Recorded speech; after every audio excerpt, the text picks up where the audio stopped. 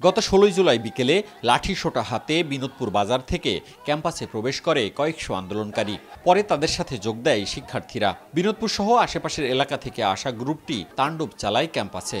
আর্থিক ক্ষতি হয় প্রায় ৪ কোটি টাকা। বিশ্ববিদ্যালয়ের উপাচার্য জানিয়েছেন, ওই গ্রুপের অন্তত ৫০ থেকে ৬০ জন অস্ত্র ও বিস্ফোরক নিয়ে ক্যাম্পাসে প্রবেশের পর চালায় ধ্বংসলীলা।